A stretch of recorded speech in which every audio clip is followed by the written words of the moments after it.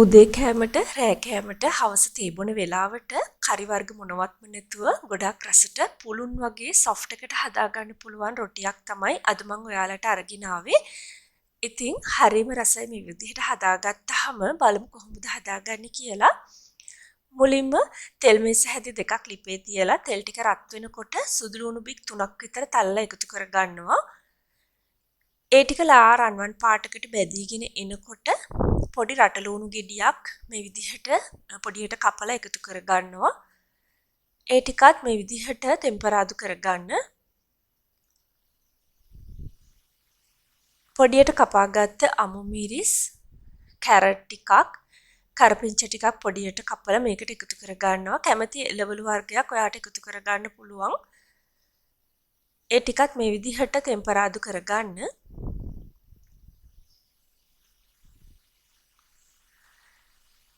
දැන් රසායනෝ ලුණු එකතු කරගන්න. කහ කුඩු තේ හැඳි කාලකුත් මේකටම එකතු කරගන්නවා.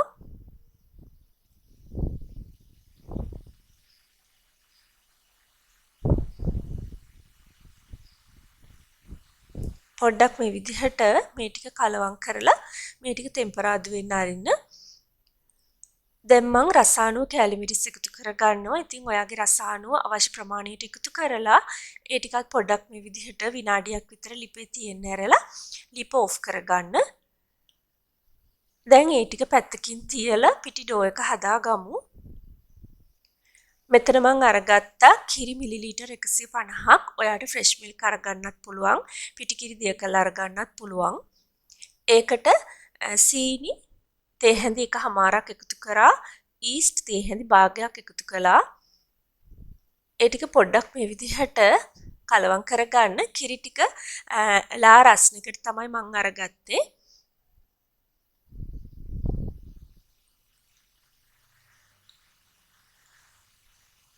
දැන් මම මේකට එකතු කරගන්නවා අපි හදාගත්ත එළවලු ටෙම්පරාදුව. දැන් එළවලු ටික නම් නිවිලා තියෙන්නේ. ඒකත් මේ විදිහට කලවම් කරගන්න.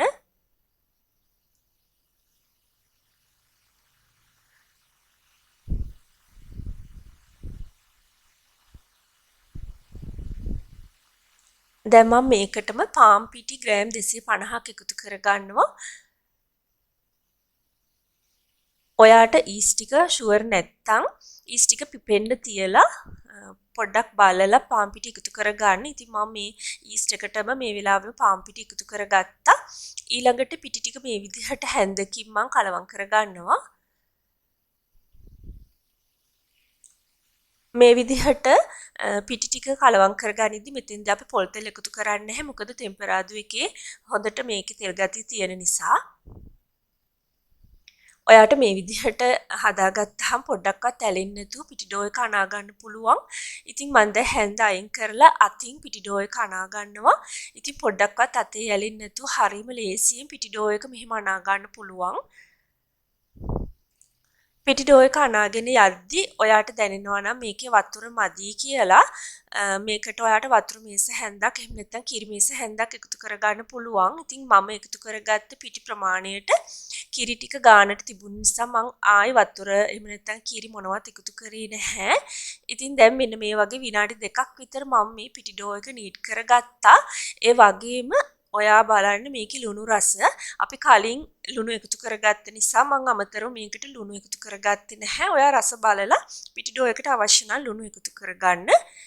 දැන් මම පිටි ඩෝ එක මේ විදිහට හැලෙන්නේ නැති පදමකට හදාගෙන පිටි එක තියාගන්න භාජනෙත් පොල් තෙල් ටිකක් ගාගත්තා. දැන් පිටි ඩෝ එක ඒක ඇතුලෙන් තියලා පිටි ඩෝ එක වටේටත් පොල් තෙල් ටිකක් ගාගෙන සයිස් එක ඩබල් වෙන්න මේ විදිහට විනාඩි 40ක් විතර පැත්තකින් තියාගත්තා. සාමාන්‍යයෙන් විනාඩි 40ක් 45ක් වගේ යද්දි මේක සයිස් එක ඩබල් වෙනවා. ඉතින් දැන් මම සයිස් එක ඩබල් වුණාට පස්සේ මේක අතින් මේ විදිහට තද කරලා මේකේ තියෙන වාතය අයින් කරගත්තා. ඊළඟට මේ විදිහට මේක භාජනෙන් එළියට අරගන්න. දැන් ඔයාට පුළුවන් මේක අවශ්‍ය ප්‍රමාණය කෑලි වලට කපා ගන්න. ඉතින් මම රොටි 3ක් හදන නිසා මේක කොටස් 3කට කපා ගත්තා. කපාගත්ත පිටි කොටස් ටික මේ වගේ බෝල කරගන්න.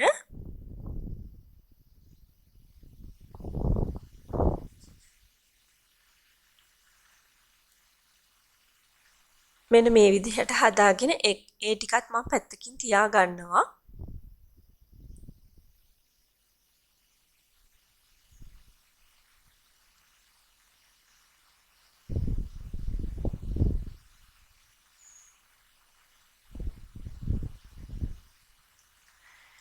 දැන් වර්ක්ටොප් එක උඩ පොල් තෙල් ටිකක් ගාලා රොටි එක මම තුනී කර ගන්නවා. ඉතින් මේක අපි හදනකොට රොටිය හොඳට පිපිලා එන නිසා මේක හොඳට මේ විදිහට තුනී කරගන්න. ඉතින් ඔයා කැමති නම් මේක උඩ මෙන්න මේ වගේ ලස්සනට මෝස්තරයක් දාගන්න පුළුවන්. මම පිහිය මේ විදිහට ලස්සන හැඩයක් කොටු හැඩයක් ලකුණු කර ගන්නවා. ඉතින් ඒක අත්‍යවශ්‍ය නැහැ. රොටිය පිපිලා එනකොට මේක ලස්සනට පේනවා. මෙන්න මේ වගේ දැන් මම මේක අයින් කර ගන්නවා. පෑන් එකට තෙල් මේස හැන්දක් වගේ දාලා තියෙන්නේ. තෙල් ටික රත් වෙනකොට ඔයාට පුළුවන් රොටිය මේක ඇතුලෙන් තියලා පුච්ච ගන්න. එක පැත්තක් විනාඩියක් විතර අඩු ගින්දරේ පුච්ච ගන්න. ඊට පස්සේ මේ වගේ අනිත් පැත්ත හරවන්න.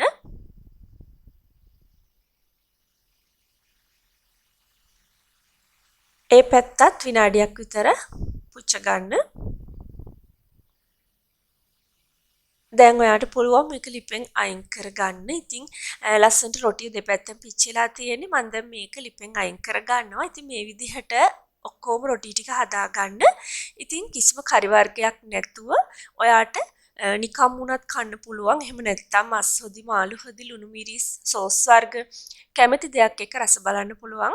පුළුන් වගේ ගොඩාක් සොෆ්ට් එකට තියෙන රසයම රස රොටියක්. ඉතින් ඔයත් ගෙදරදී හදලා රස කොහොමද කියලා පහලින් කමෙන්ට් කරන්න. වීඩියෝ එකට කැමති නම් ලයික් කරන්න, කමෙන්ට් කරන්න, සබ්ස්ක්‍රයිබ් කරන්න කියලාත් ආදරෙන් මතක් කරනවා. මේ වගේම රසබර වීඩියෝවකින් ආයෙත් දවසක හම්බ වෙමු. හැම දිනටම සුබ දවසක්.